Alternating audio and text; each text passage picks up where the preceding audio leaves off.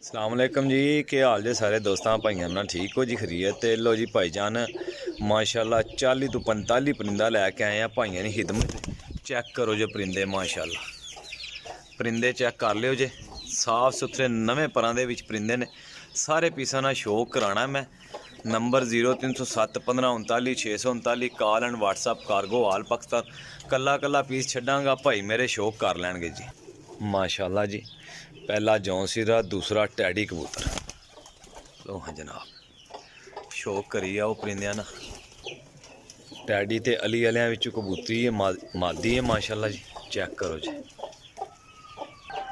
गोल्डना चो कबूतर जे माशाल्लाह जी। चेक करो जी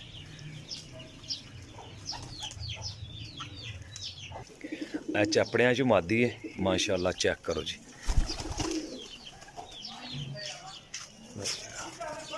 चेक करो जी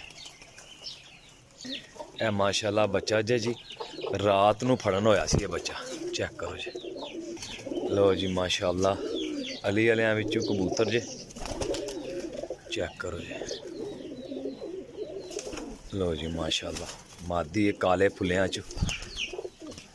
लो चेक करी आओ जी।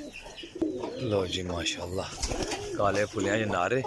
एक है बच्चा जरा विचों पहला बाहर निकल गया हरा रंग लग गया कुन्निया ते मोहने। दोस्तों कबूतर ने ज़्यादा तो मैं कड्ढन लगा बाहर एक एक करके तुसां वेखी जाना जनाब मेरी। चेक करो जी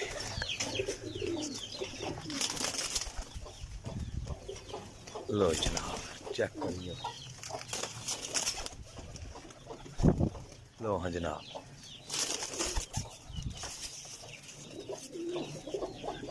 लो जनाब गोल्डन कबूतर।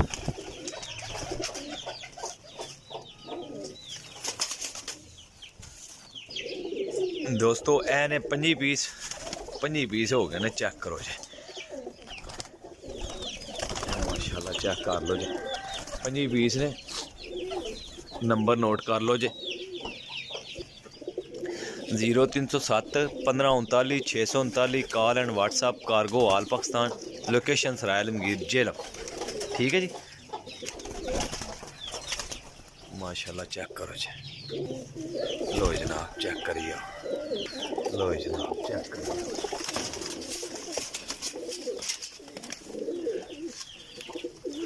लो जनाब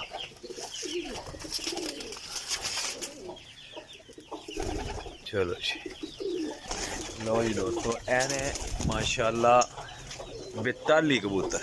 ठीक है जी।